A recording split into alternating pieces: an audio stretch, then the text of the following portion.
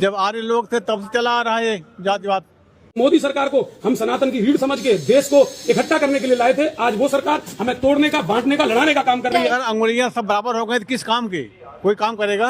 दोस्तों बहुत बहुत स्वागत करता हूं आप सभी का। बहुजन समाज इस समय यूजीसी एक्ट की बहाली को लेकर सड़क पर आंदोलन कर रहा है, तो वहीं दूसरी तरफ जो जातिवादी मानसिकता के लोग हैं वो ना सिर्फ यूजीसी एक्ट को खत्म कराने को लेकर बल्कि अब आरक्षण के साथ साथ SC/ST एक्ट को भी खत्म कराने को लेकर देश में मुहिम शुरू कर दी गई है। बड़ा सवाल यह है कि यूजीसी या फिर SC/ST एक्ट से किसको ज्यादा तकलीफ हो रही है और यूजीसी या फिर SC/ST एक्ट से किसको ज्यादा फायदा मिल रहा है। इस बीच SC/ST एक्ट को लेकर कोर्ट का एक फैसला भी सामने आ चुका है, जिसमें यह आदेश दिया गया है कि कब SC/ST एक्ट लगेगा और कब नहीं लगेगा।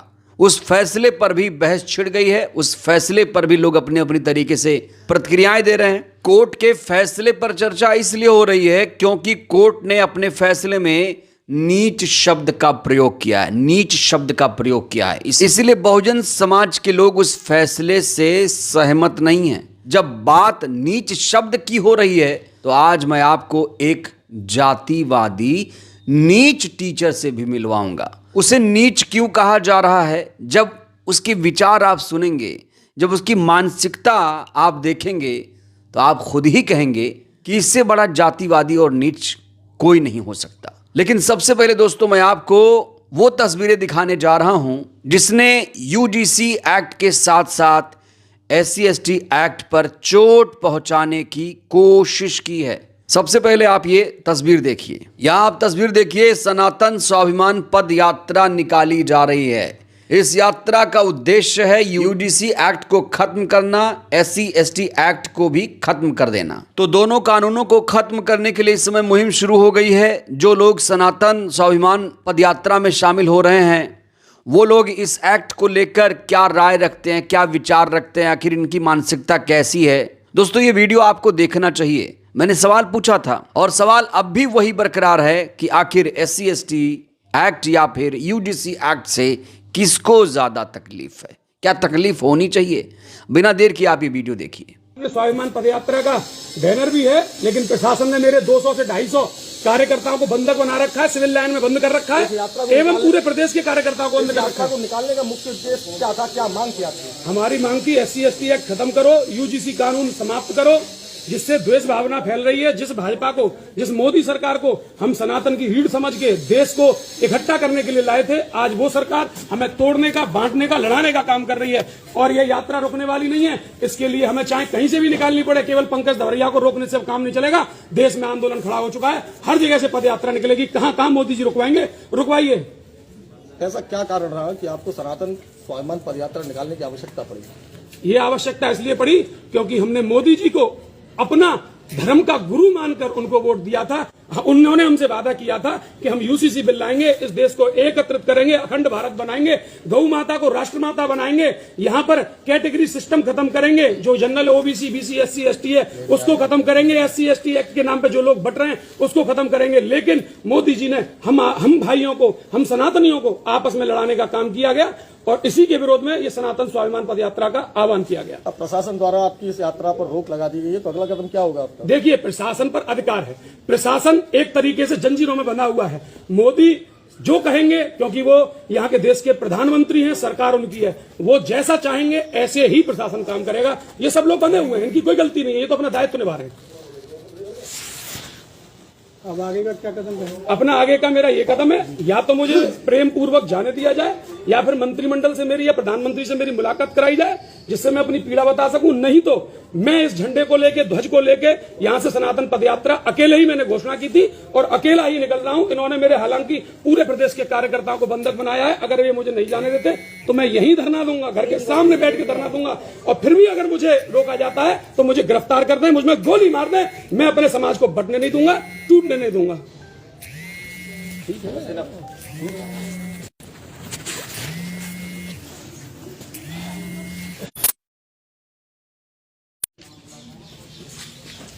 आप या फिर मुझे मार दें, मुझे गिरफ्तार कर ले, मैं नहीं मानूंगा। मेरे देश को बहुत बांटा जा रहा है, मैं आप सबकी पीड़ा समझता हूं।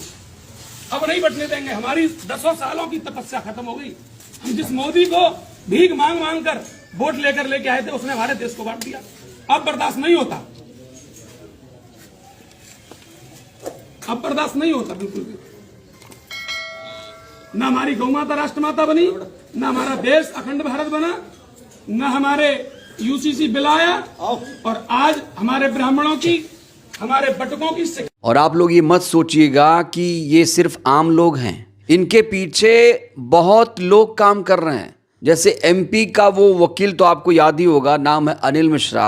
अनिल मिश्रा ने तो इसको लेकर एक मुहिम छेड़ी हुई है कि आरक्षण को खत्म करना है, SC/ST एक्ट को खत्म करना है, UGC एक्ट को भी समाप्त कर देना है। इसके अलावा वो PCS अफसर भी आपको याद होगा, अलंकार अग्निहोत्री नाम का, उसने तो कसम खा ली है कि हम SC/ST एक्ट को समाप्त करके ही दम लेंगे। सोचिए, टाइटल देखिए, जो लोग विरोध कर रहे हैं इन तमाम नियमों का जो कि बहुजनों के लिए फायदेमंद हैं, जो लोग विरोध कर रहे हैं उनके नाम के आगे टाइटल देख लीजिए, आपको स्वतः खुद समझ जाएंगे आप लोग कि कौन लोग इस कानून का विरोध कर रहे हैं। और जानते हैं इसको लेकर सोशल मीडिया पर क्या मुहिम छेड़ी गई है, क्या लिखा जा रहा है। एक कोई चंदन शर्मा नाम का सरकारी हिंदू है जो ये लिखता है कि आप अगर हिंदू हैं, एकता बनाए रखना चाहते हैं तो इसे आगे बढ़ाइए, सभी लोगों तक मैसेज पहुंचाइए। तो देखिए भाई, आप लोग भी देखिए मैसेज क्या दिया जा रहा है। सवर्ण समाज के 4 प्रमुख लक्ष्य हैं: आरक्षण खत्म कर दो, SC/ST एक्ट खत्म कर दो, UGC एक्ट खत्म कर दो, एक देश एक कानून एक संविधान, एकजुट होने का यही समय। सोचिए दोस्तों, सदियों से आरक्षण कौन ले रहा है? क्या कभी इन लोगों ने सवाल पूछा? और EWS पर ये लोग कभी मुंह नहीं खोलते हैं। सवर्ण समाज अगर आरक्षण खत्म करने की बात कर रहा है तो जब EWS आरक्षण लागू हो रहा था तो उसका विरोध क्यों नहीं किया गया? ये भी तो बड़ा सवाल है।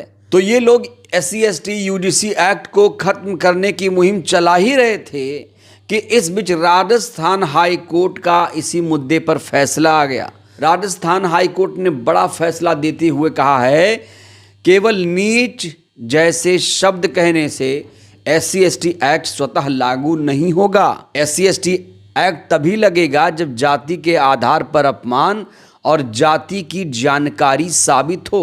IIT जोधपुर मामले में SC/ST एक्ट हटाया गया, IPC की धाराएं बरकरार रहीं। तो यहाँ देखिए, एक और परिभाषा गढ़ी गई। कोर्ट ने यहाँ पर SC/ST एक्ट को लेकर नया फैसला दिया, कहा कि केवल नीच अगर किसी को कह दोगे तो SC/ST एक्ट स्वतः लागू नहीं होगा।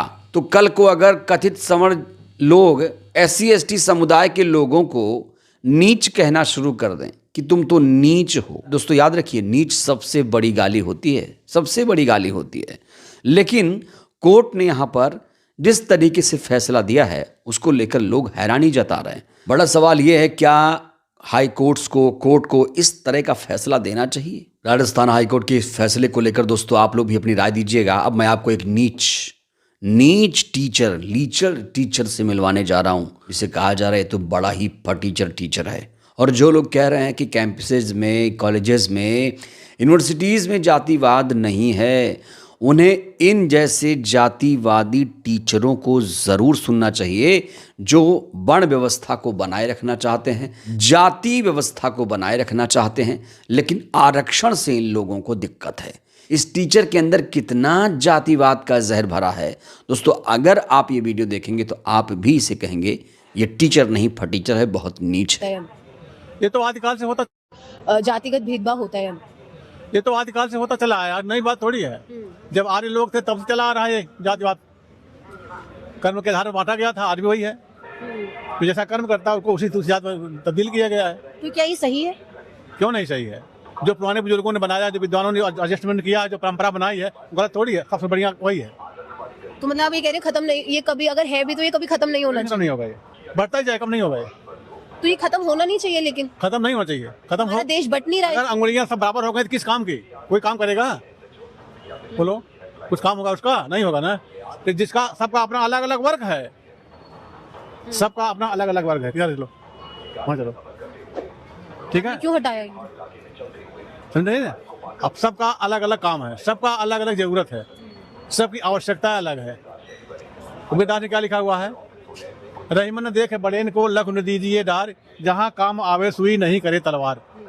जानती इस बात को? नहीं, आप समझाइए सर प्लीज, एक बार जनता को भी नहीं, समझाइए। नहीं, जो सुई का काम है वो सुई करेगी, तो तलवार काम हो तलवार करेगी। तो कौन सुई और कौन तलवार? श्रवण है, ओबीसी हैं, एससी हैं, किस लिए बांटा था? बुजुर्गों ने किस लिए बांटा था? इसीलिए ना। जो लोग नियम संयम परंपरा बनाए हैं वो बहुत बड़े ही विद्वान थे, बहुत बड़े जानकार थे। सर उसके बाद कॉन्स्टिट्यूशन लिखा गया सर, उसमें बताया गया कि जातिगत भेदभाव नहीं होना चाहिए। कौन बता रहा है? कॉन्स्टिट्यूशन पढ़ा है सर आपने? हाँ पढ़ा है, महात्मा गांधी बताया ना, भेदभाव छोड़ो, छुआछूत छोड़ो। क्या वो बाकी लगाए थे क्या? वो तो खुद उस गंदगी में बचे हुए थे। महात्मा गांधी खुद उसी में लगे हुए थे। देखिए एक और चौपाई बता दूं आपको। आप क्या करते हैं सर? मैं टीचर हूँ, इंटर कॉलेज टीचर हूँ। लिखा है कहाँ पर जौनपुर। जातिगत भेदभाव होता है? तो ऐसे गुरुओं के चलते ही कहा जा रहा है कि यूजीसी कानून की अर्जेंट आवश्यकता है। यूजीसी एक्ट को तुरंत लागू कर दिया जाए, क्योंकि सब लोग तो नहीं, लेकिन कुछ जातिवादी मानसिकता के लोग इस टीचर की तरह भी होते हैं। तो बहुजनों के हक अधिकार पर कुठाराघात किया जा रहा है। हालांकि बहुजन समाज भी अपने तरीके से संघर्ष कर रहा है, आंदोलन कर रहा है। यूजीसी एक्ट को भी खत्म नहीं किया गया है, स्टे लगाया गया है। अब जिस तरीके से आंदोलन चल रहा है, क्या लगता है आपको यूजीसी एक्ट लागू हो पाएगा? और जो लोग यूजीसी एक्ट का विरोध कर रहे हैं उन लोगों को आप लोग क्या कहेंगे? और जो लोग यूजीसी एक्ट का विरोध कर रहे हैं, समझ नहीं आ रहा है वो लोग क्यों कर रहे हैं, और ऐसे जातिवादी टीचर अगर स्कूल में रहेंगे तो क्यों ना यूजीसी एक्ट को लागू कर दिया जाए। राजस्थान हाईकोर्ट ने जो फैसला सुनाया कि SC/ST एक्ट यहाँ लगेगा यहाँ नहीं लगेगा, उस फैसले से क्या आप लोग सहमत हैं? आप लोग भी अपनी राय दीजिएगा। बहुत बहुत धन्यवाद।